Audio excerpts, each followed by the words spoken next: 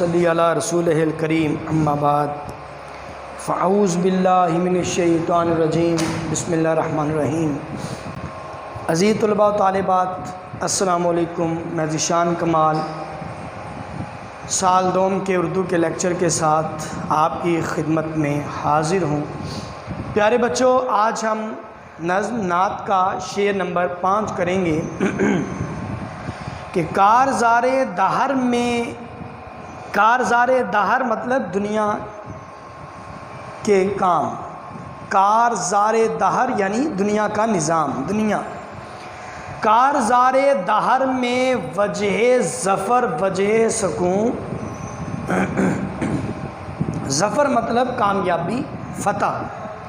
عرصہ محشر یعنی آخرت میں وجہ درگزر یعنی معاف، وجہ درگزر بخشش کا وسیلہ، خیر البشر۔ تو بیٹا اس شعر میں شاعر نے اللہ تبارک و تعالیٰ کے حبیب، گلشن اسلام کے پھول، مہر درخشاں، رحمت ابر باراں، احمد مجتبیٰ محمد مصطفیٰ صلی اللہ علیہ وسلم کی مدحت اور ستائش بیان کرتے ہوئے کہا کہ اس دنیا میں آرام، سکون اور راحت کا سبب آپ صلی اللہ علیہ وسلم کی ذات ہے۔ انسان سکون اور راحت رسول اللہ صلی اللہ علیہ وسلم کے اسوہ حسنہ پر عمل کرتے ہوئے حاصل کر سکتا ہے۔ اگر وہ اسوہ حسنہ پر عمل کرتا ہے تو کبھی بے قرار اور بے چین یا مضطرب نہیں ہوگا، وہ اس کو سکون ملے گا، دنیا راحت، دنیا میں اسے راحت ملے گی، اور وہ اس دنیا میں کامیابی سے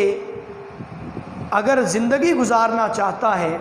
یعنی اگر وہ باپ ہے تو اچھا باپ بننے کے لیے، بیٹا ہے تو اچھا بیٹا بننے کے لیے، شوہر ہے تو اچھا شوہر بننے کے لیے، وہ کسی بھی عہدے پر فائز ہے یا کاروباری آدمی ہے تو کاروبار کامیابی سے کاروباری معاملات سر انجام دینے کے لیے اس کے لیے ضروری ہے کہ وہ رسول اللہ صلی اللہ علیہ وسلم کے اسوہ حسنہ کی تقلید اور اتباع کرے، کیونکہ کامیابی سے دنیا گزارنے کے لیے، دنیا میں کامیابی سے زندگی گزارنے کے لیے صرف آپ صلی اللہ علیہ وسلم کی ذات ہی کامل مثال اور ہمارے لیے رول ماڈل ہے۔ تو اس دنیا میں اب دوسرا اس کا مطلب یہ بھی ہو سکتا ہے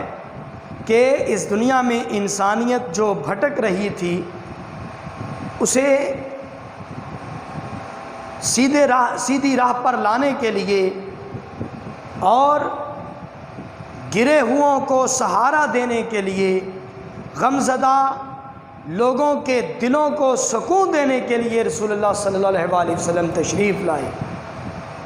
آپ صلی اللہ علیہ وسلم نے دکھی انسانیت کے غموں کا مداوع کیا اور ان کے زخموں پہ مرہم رکھ دیا۔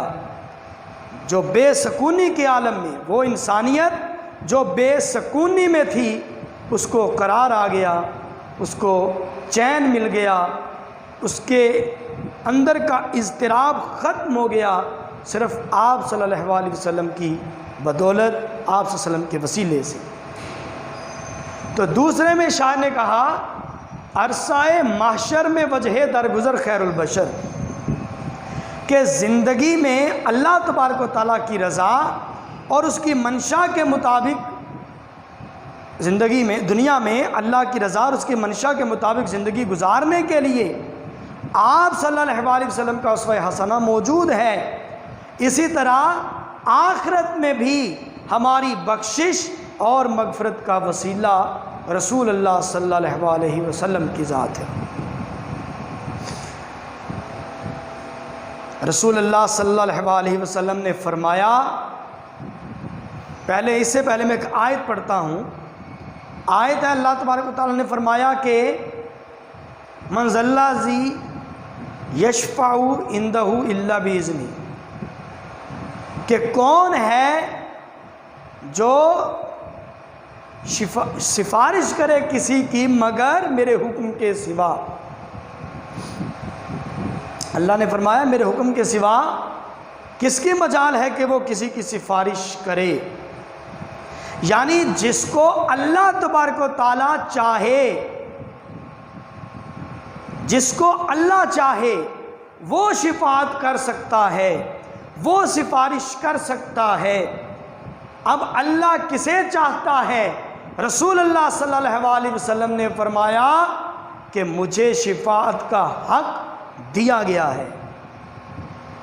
اللہ تبارک و تعالی نے رسول اللہ صلی اللہ علیہ وسلم کو شفاعت کا حق دیا، مگر آپ صلی اللہ علیہ وسلم مشرک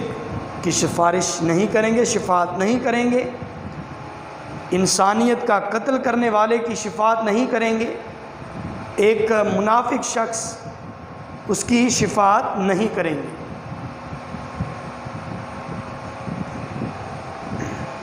آپ صلی اللہ علیہ وسلم کی شفاعت حاصل کرنے کے لیے محبت ضروری ہے آپ صلی اللہ علیہ وسلم سے،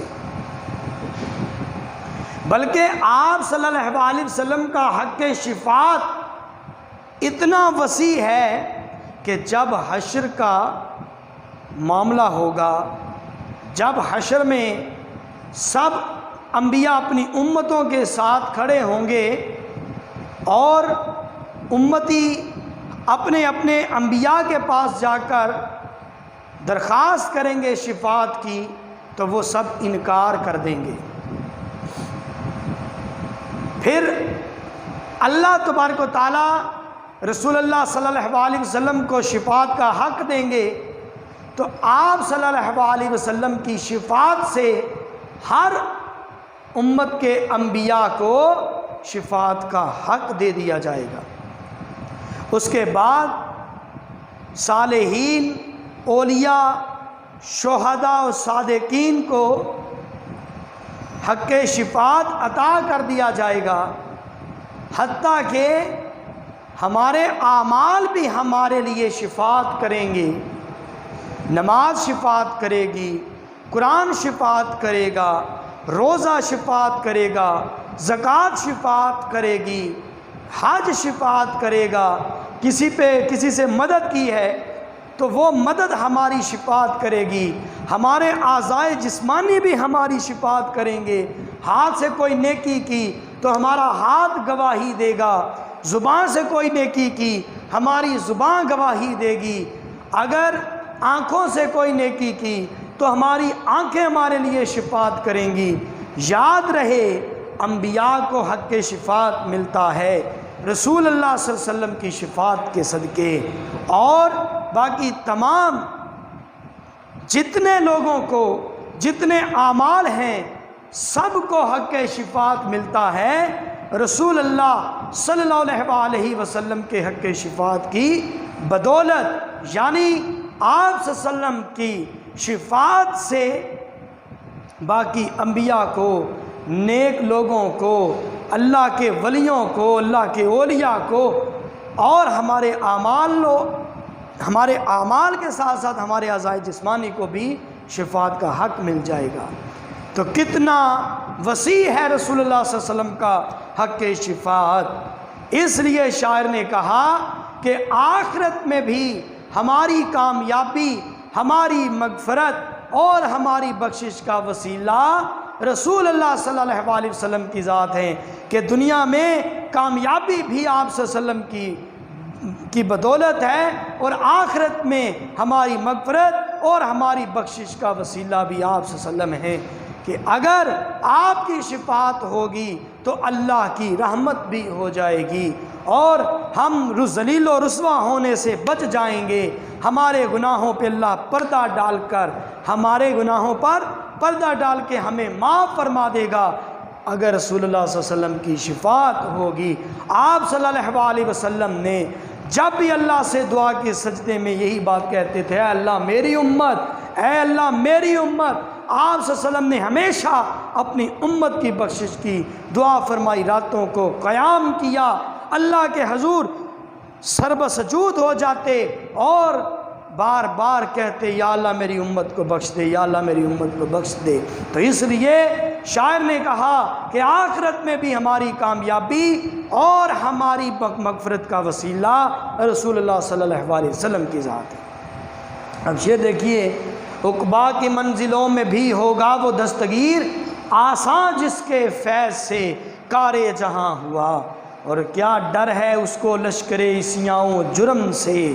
تم سا شفیع ہو جس کا مددگار یا رسول اللہ۔ اور میں رو رہا تھا حشر میں بخشش کے واسطے، میں رو رہا تھا حشر میں بخشش کے واسطے، دیکھا جو میرے آقا نے فوراً بلا لیا۔